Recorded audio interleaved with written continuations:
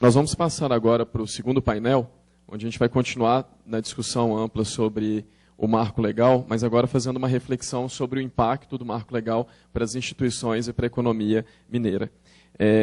Para esse segundo painel, nós teremos como moderadora, e eu já gostaria de convidar as pessoas ao palco, né, como moderadora a professora Elza, assessora adjunta de inovação da FAPEMIG. Gostaria de convidar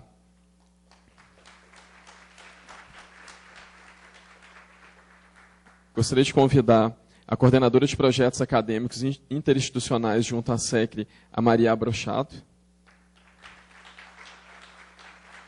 Gostaria de convidar o representante da Comissão de Direito para Startups da OAB Minas Gerais, o Dr. Diego Aires. Gostaria de convidar o superintendente de inovação tecnológica da SEDEX, o Roberto Rosenbaum. Muito obrigado a todos pela presença, pela participação.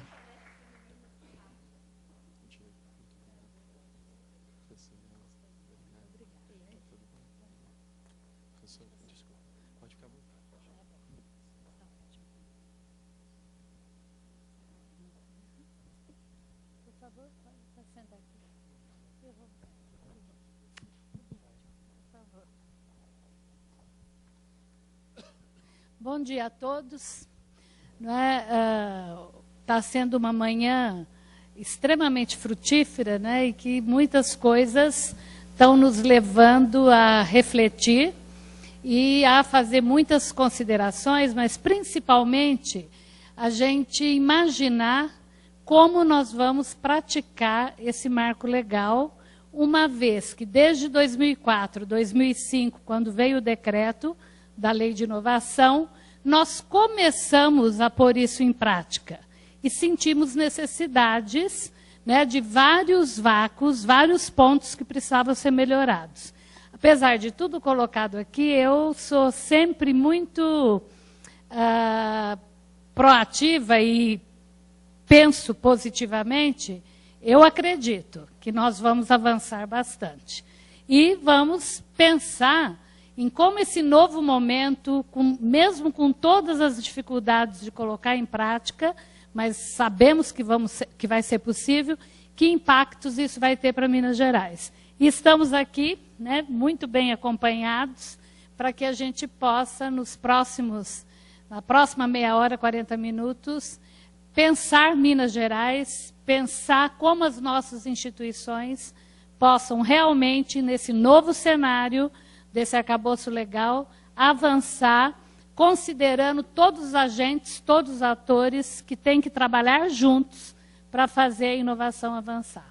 Eu acredito, né? Tenho muita, muita esperança que nós vamos dar um grande salto, né? Bom,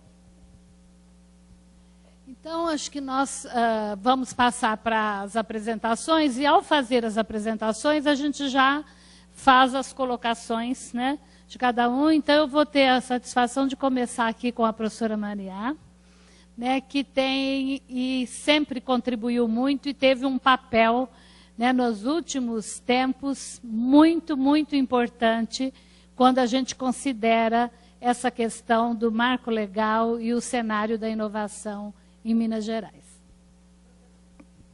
Muito obrigada, professora Elza. Bom dia a todas e todos.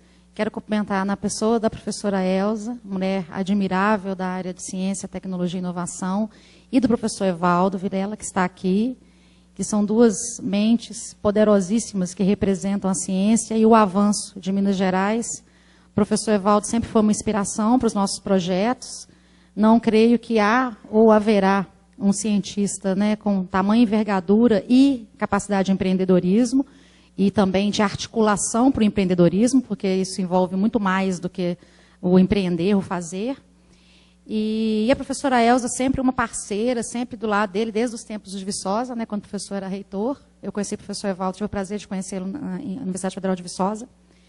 E a professora Elza sempre, com muita competência, muito rigor técnico, consegue trazer, professor, às luzes as suas empreitadas. São 7 minutos, né? 5 minutos. sobre o marco legal, nós vínhamos dialogando no ano passado, quando, em 2016, a presidente Dilma ela promulgou a legislação federal, e veio um emaranhado normativo muito grande.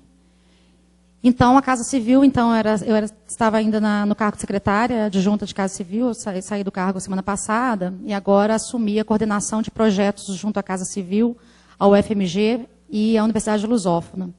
Então, estou como coordenadora de projetos acadêmicos e interinstitucionais. Nessa época, eu acumulava tanto o núcleo de relações internacionais, quanto essa atividade, professora, de coordenar os projetos da Casa Civil. Como? Através do NUDEM.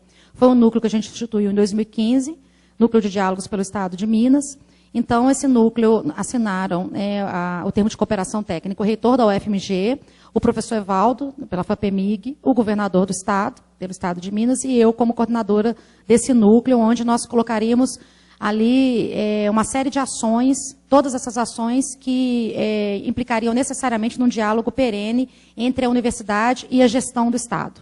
Então, a partir desse primeiro passo que nós demos em 2015, tudo que nós fizemos em diálogo entre academia e Estado de Minas, seja no plano da gestão, da sociedade civil ou da política, passou pela intervenção muito intensa da UFMG e outros interlocutores acadêmicos.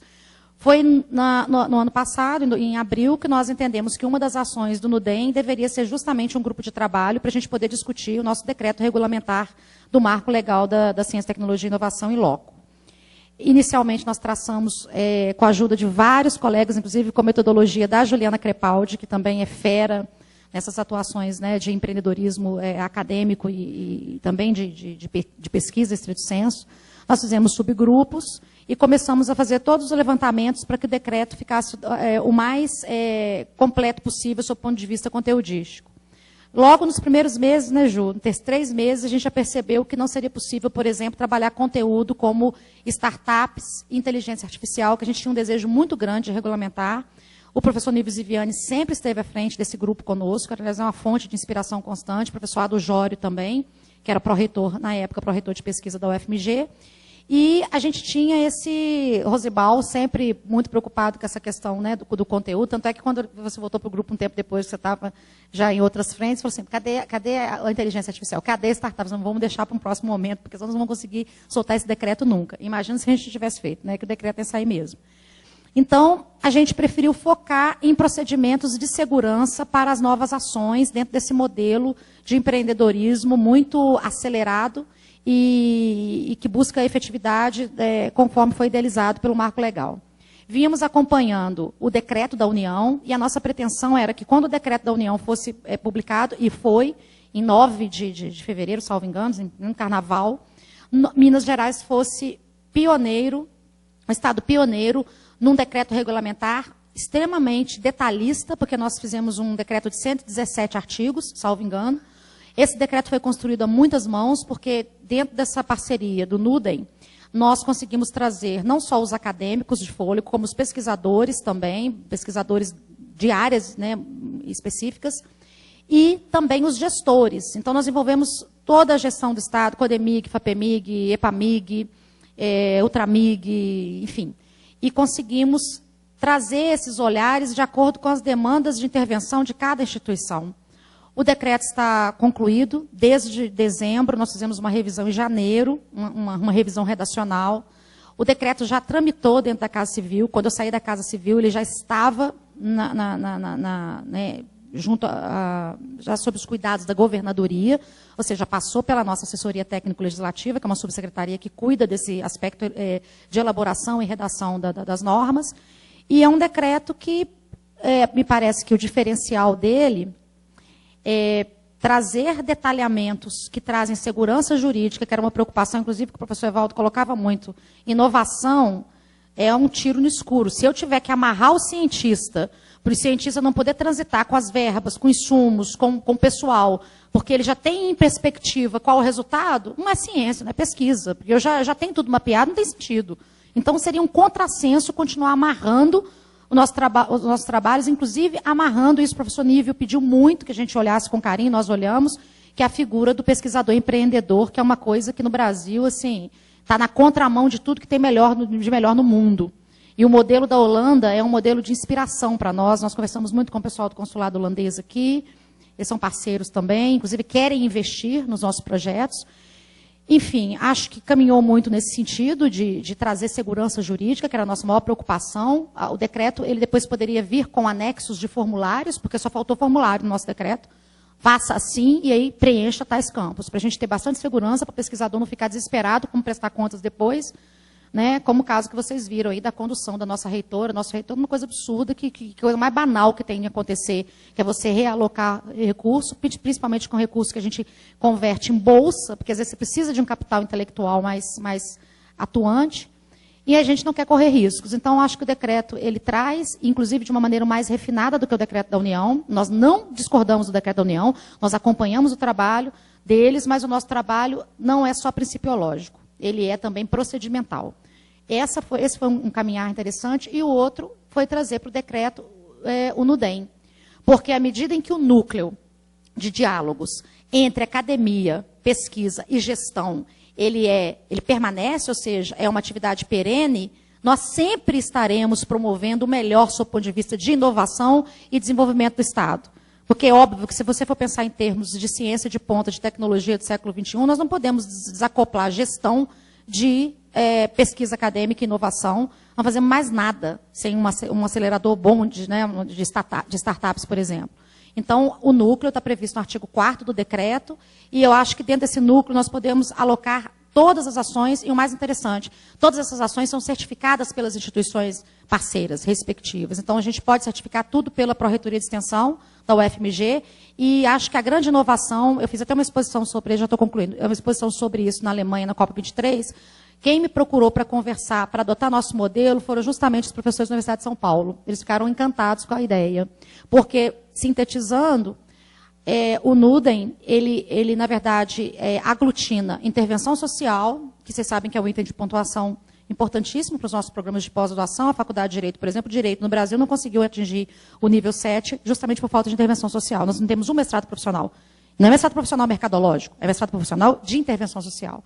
Então, o NUDEM, ele traz intervenção social acoplada à extensão universitária, que no tripé sempre é a filha feia do pedaço que ninguém quer investir. À medida em que eu acoplo a pós-graduação com a extensão e ofereço como política pública do Estado o diálogo extensionista constante, sempre capitaneado e densificado pela intervenção social, porque eu estou falando de programa de pós-graduação e pesquisa, não tem como a gente ter um caminho mais satisfatório e sofisticado. Tanto que o pessoal da Universidade de São Paulo está tentando implantar numa resolução da universidade o mesmo esquema que nós fizemos aqui para o termo de cooperação técnica e que agora vem no nosso decreto. Então, eu acho que essa ideia de tornar a extensão universitária, né, despulverizar a extensão e colocá-la como um guarda-chuva, como espaço de política pública para a inovação no Estado, é sensacional e algo que não foi pensado antes. O professor Nível, inclusive, aplaude muito esse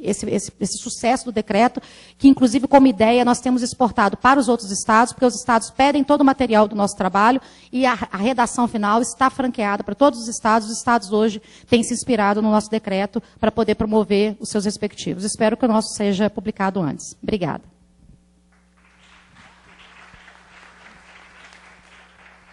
Obrigada, professora. Vou passar agora. Bom dia a todos. Primeiramente, queria agradecer a oportunidade de poder estar aqui debatendo. Talvez hoje aqui nesse painel eu seja mais um espectador, ouvindo mais do que falando. Sobre o marco legal federal, eu queria chamar a atenção, para mim, o principal ponto. Obviamente, todo mundo aqui presente sabe da importância da ciência, da tecnologia e da inovação para o desenvolvimento social e econômico do país, do Estado, do município. Acho que o principal ponto dele é tentar ajudar essa interação das instituições públicas com as privadas. E ele faz isso desde podendo autorizar a utilização de espaços das ICTs por empresas. A gente está falando de empresa aqui, até puxando um pouco para o meu lado, não só daquelas de médio porte, de grande porte, mas também de startups poder utilizar esse espaço. Muitas das vezes startups ali é uma ideia, um empreendedor ou um pequeno grupo ali de empreendedores com uma ideia não tem, muitas das vezes, condição econômica, de mobilizado, de ativo para poder implementar aquela ideia, concretizar aquele produto inovador, aquele serviço, aquele processo, e abrir margem para a utilização dos espaços das ICTs pelas startups. É um ponto bastante interessante. Realmente pode ser que o marco tenha pecado um pouco pelo excesso, mas eu acredito mesmo que ele tenta desburocratizar essa relação, tentar dar mais transparência para ela. A dispensa de licitação é importante, que muitas das vezes podia ser um gargalo nas ICTs, por exemplo, nos institutos de pesquisa. E isso realmente vem para contribuir. No final das contas, eu acho que ele é bastante positivo. E um ponto principal que está, de certo modo, ali dentro da legislação, mas também implicitamente, é poder fomentar essa discussão aqui que a gente está tendo, de poder trazer essa discussão também para nível estadual, para nível municipal. Eu vou até aproveitar aqui, eu vou pedir licença, sair um minutinho do tema do Marco Federal, mas aproveitar a oportunidade de poder estar falando aqui para muita gente. A comissão hoje está bastante atuante na elaboração do marco legal, também de ciência, tecnologia e inovação, do município de Belo Horizonte. A gente está trabalhando muito com uma perspectiva parecida com a do Marco Federal, baseada em 3 pilares, que seria uma tributação privilegiada, principalmente para startup, mas para o setor tecnológico como um todo, para as empresas de base tecnológica, pelo menos tentar trabalhar com o imposto sobre serviço, com a alíquota mínima dele, apesar de que BH... Hoje a gente pode trabalhar, a legislação federal autoriza a alíquota mínima de 2% até 5% a máxima. Hoje Belo Horizonte trabalha como mínimo 2,5%. Então a gente tentar reduzir isso para 2%. 0,5% às vezes parece pouco, mas somente para uma startup, para uma empresa, no final das contas faz bastante diferença. Um outro foco que a gente está tendo é a tentativa de desburocratização, tanto para a Constituição como para a manutenção das empresas. E um terceiro ponto seria a utilização de espaços da prefeitura obsoletos. E até um pouco também com vistas a concretizar o que o Marco Federal determina de utilização desses espaços, por exemplo, para institutos de fomento à inovação. Ainda não tem nada fechado. Inclusive, eu estou aberto, quem quiser depois procurar, não vou ficar discutindo isso aqui. A gente está tendo a oportunidade de realmente elaborar essa legislação municipal e utilizar esses espaços para poder ajudar a pessoa carente, prestar curso, enfim, qualquer possibilidade a gente está discutindo ainda com o Poder Legislativo e Executivo Municipal. E acho que isso vem muito também com o apoio do Marco Federal. Eu não vou me alongar muito aqui devido ao tempo. Obviamente, estou aberto às perguntas, qualquer coisa necessária, me coloco à disposição. Obrigado.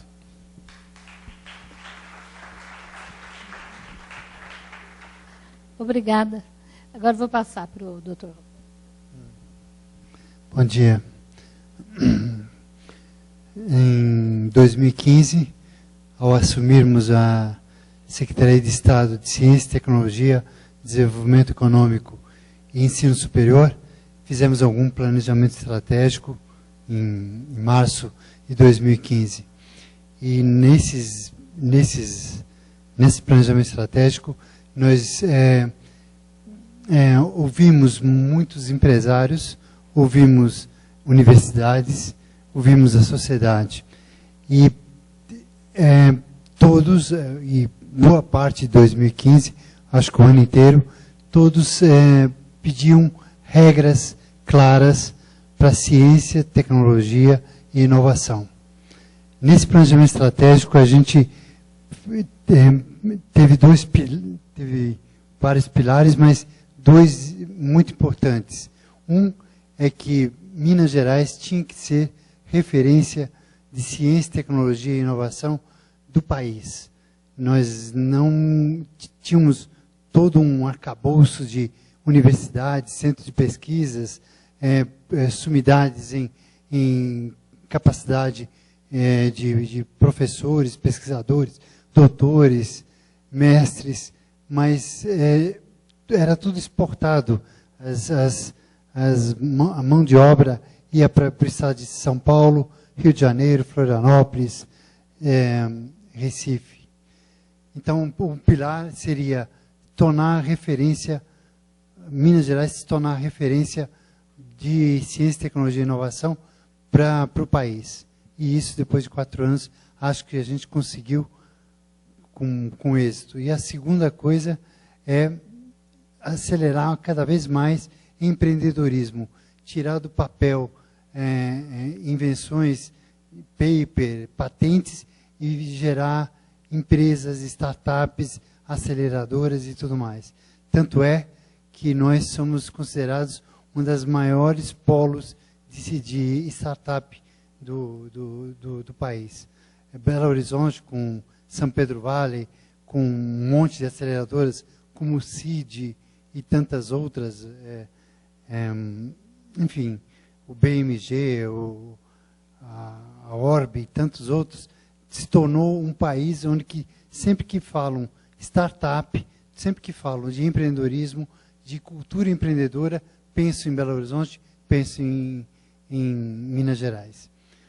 A gente recebeu em 2015 pedidos, a gente tem que ter regras, a gente quer importar matéria-prima em empresas de biotecnologia, a gente quer importar matéria-prima, mas toda hora a Receita Federal tem um parecer ou uma visão diferente de impostos.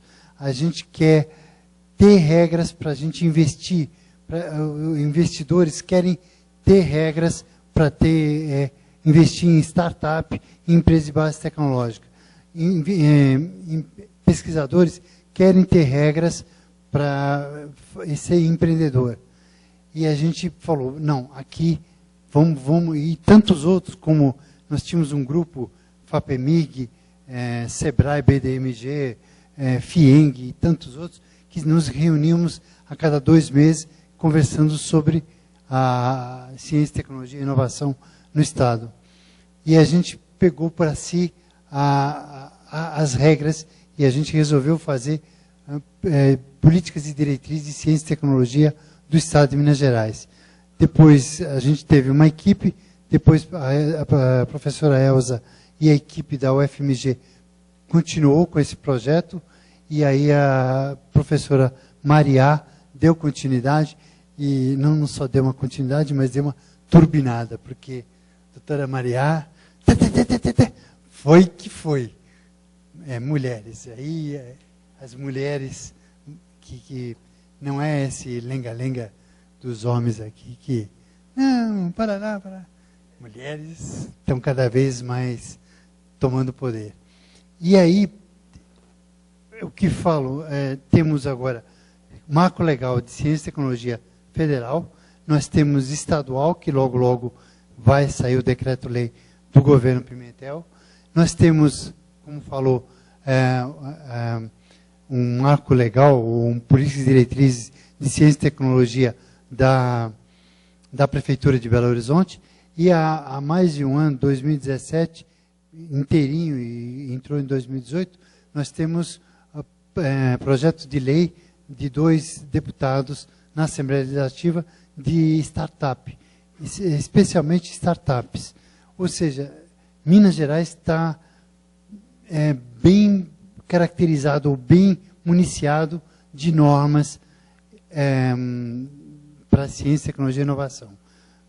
É claro que o Bruno falou com propriedade que muitas regras, mas também vai acarretar muitos problemas. Mas era a ansiedade da população, da academia, da empresariado, de investidores e da população, era ter regras. E isso a gente tem regras. As regras, a gente precisava de trilhos de trem para saber aqui a gente pode, aqui a gente não pode. E não se dá para fazer política sem ter regras. É preciso ter regras, apesar que seja complicador, mas como o professor Evaldo fala com muita propriedade, conforme a música, depende de nós. Tudo depende de nós. Se está complicado, depende de nós facilitar. Mas o que é obrigatório é ter regras. Nem numa cozinha do Ouro Minas Hotel não tem regras. Tem regras, tudo tem regras. Então, depende de nós fazer acontecer. Nos ICTs, nos NITs, a coisa vai acontecer. E depende de nós. E, mais uma vez, eu me orgulho de trabalhar na Secretaria de Estado de Ciência e Tecnologia. E me orgulho, sempre que eu vou para Brasília, ou que eu faço reuniões na CONSECT, que é um grupo de secretários de Estado de Ciência e Tecnologia, todo mundo inveja Minas Gerais. Todo mundo fala, Minas Gerais, FAPEMIG, nós temos que se espelhar nisso aí. E é com muito orgulho que eu passeio por Brasília e por vários estados, São Paulo e Rio, e com muito orgulho falo, eu sou de Minas Gerais. Muito obrigado.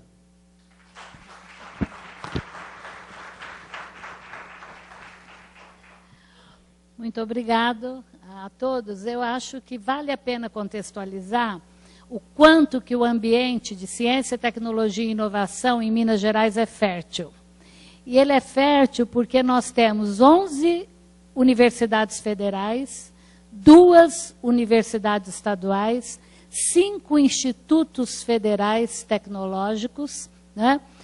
2 unidades da Embrapa em Minas, a unidade da René Rachou, da Fiocruz, e as nossas ICTs estaduais, a exemplo da EPAMIG, da Hemominas, da FUNED, da FEMIG, e tantas outras estruturas, né? Eu estou falando aqui das instituições públicas, o CIT-SENAI, e temos as nossas universidades privadas, temos as nossas aceleradoras, os nossos ambientes onde estão localizadas as startups e todo o nosso setor empresarial como um todo, extremamente ativo e na busca de mudanças, e na busca, olhando com um olhar, né, de grande motivação para esse novo marco legal. Então, o ambiente é extremamente fértil e nós temos atores importantíssimos. Quando eu falo das empresas, eu falo de todo o setor ativo empresarial, desde as startups até as nossas grandes empresas, que são muito ativas, junto com a FAPEMIG, para colocar recurso financeiro para que a gente possa fazer chamadas e avançar com a ciência no Estado. E são atores, agentes e atores, além das ICTs, das empresas, nós temos as nossas fundações de apoio, e aqui cabe uma observação muito importante.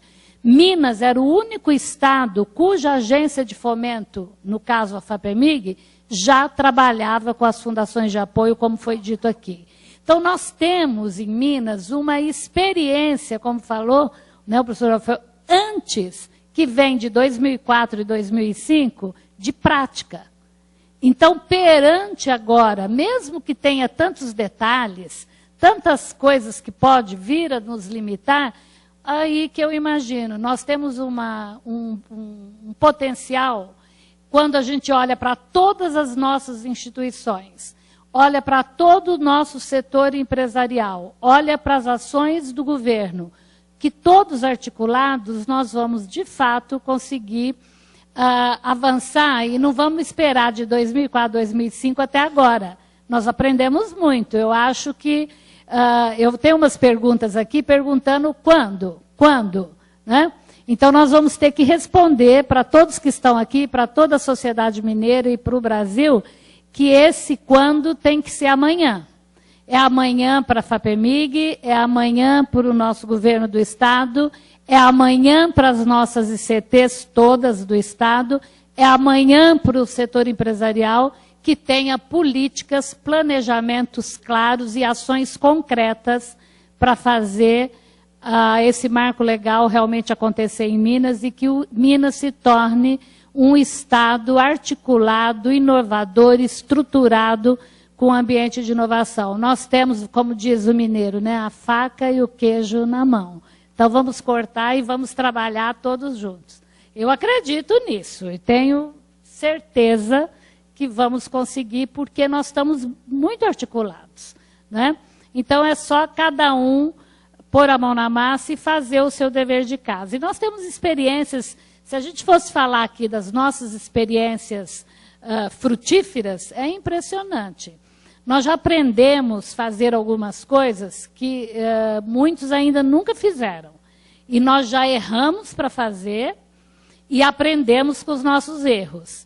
Quando fala dos órgãos de controle, eu, Elza Fernandes de Araújo, né, em face dos órgãos de controle, passei por uma sindicância interna na FAPEMIG por ter coragem de fazer determinadas coisas.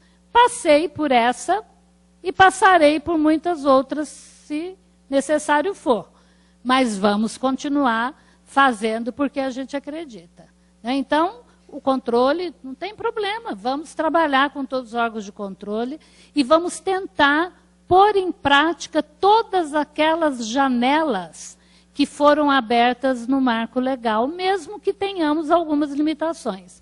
É obrigatório que todas as ICTs, públicas e privadas do Estado, façam urgente, ainda este ano, a sua política de inovação, como está previsto no marco legal, né, para que a gente possa avançar.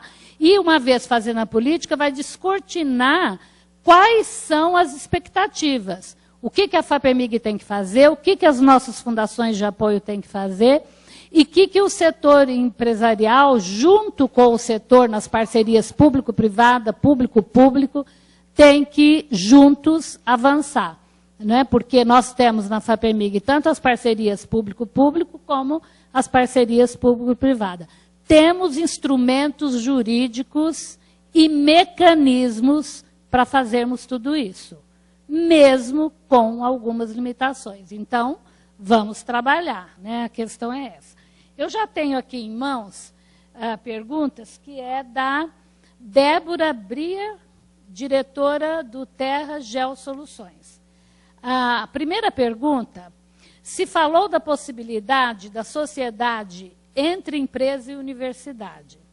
Qual será a regra principal que vai reger essa possibilidade? Ou seja, qual o modelo de gestão financeira administrativa que será adotado? Há como antecipar sugestões sobre essa parte no marco legal? Vou ler todas as perguntas aqui para a gente já agilizar, né?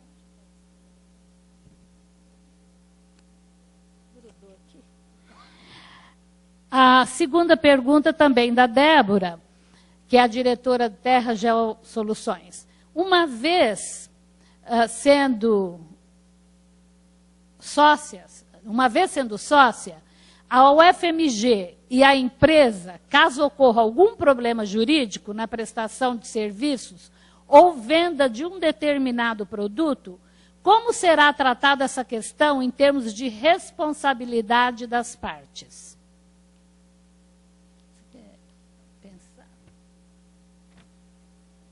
A outra pergunta: o tempo é crucial no universo de inovação e da tecnologia, né? Não podemos ficar mais atrasados do que já estamos, né? Qual é o tempo que se prevê para o estabelecimento dos detalhes das regras de negócio e da sociedade público-privada que o decreto permite? Não se pode perder mais tempo. Temos muito para fazer. Obrigada, Débora, pelas perguntas e os desafios aqui.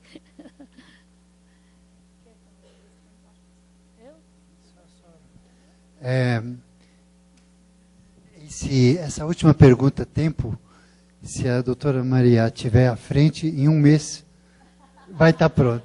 Ela é muito turbinada. Bom, acho que...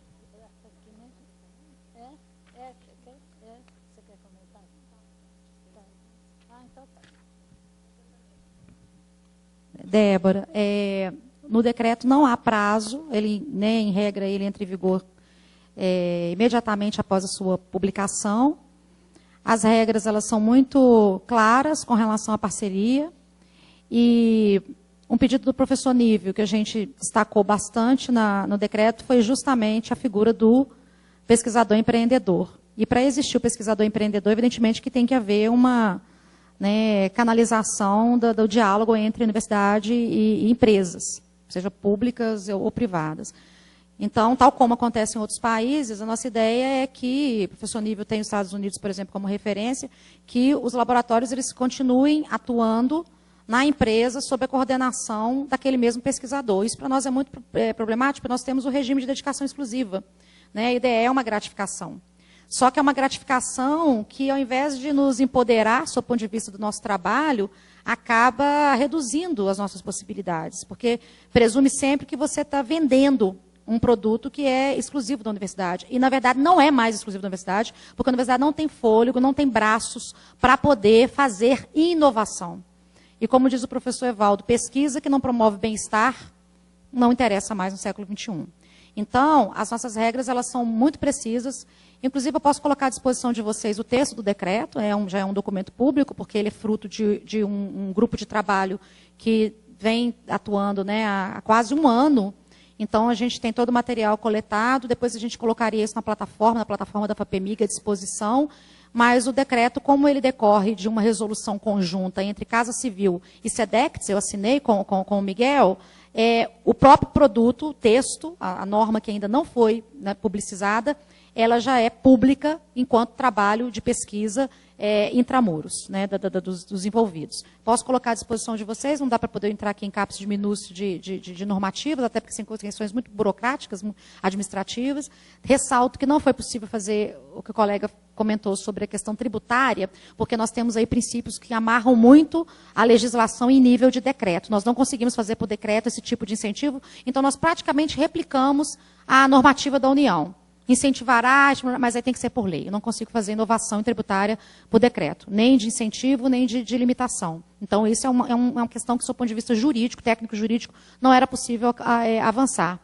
Com relação ao tempo, que é, né, a sua maior provocação, infelizmente, a área jurídica, né, por ser dogmática e ser muito tradicionalista, ela está sempre na contramão do progresso, infelizmente. Não à toa que hoje vem despontando um ramo interessantíssimo da nossa área, que é o direito de startups.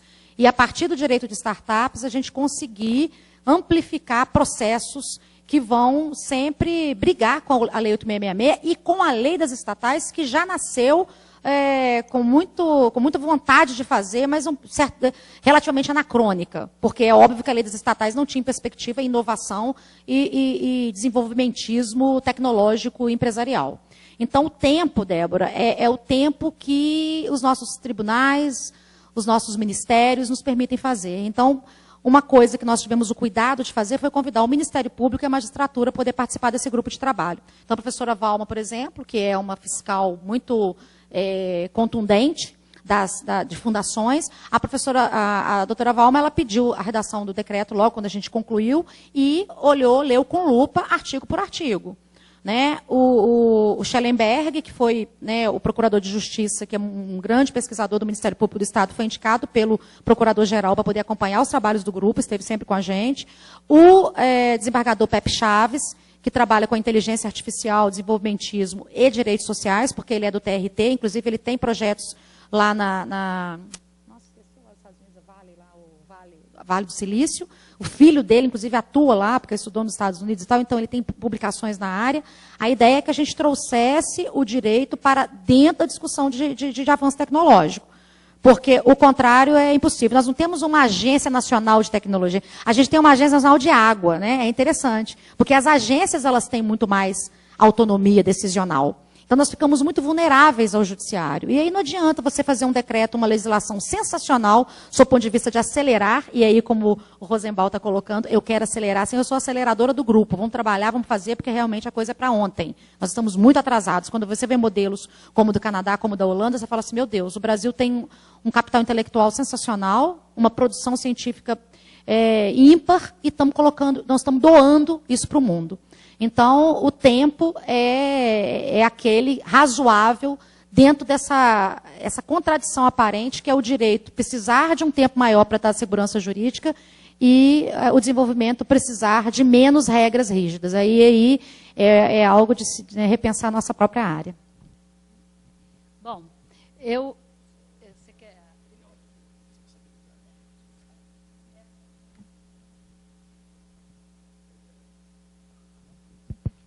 Aqui deu.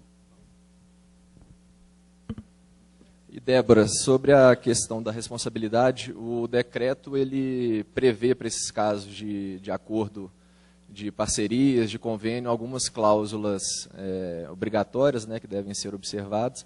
Eu acho que a pergunta fica um pouco genérica, mas eu acho que vai realmente variar de caso a caso ali, podendo dar margem para a regulamentação disso também naquela parceria específica. Eu vou rapidamente, mesmo porque eu peço permissão aqui para o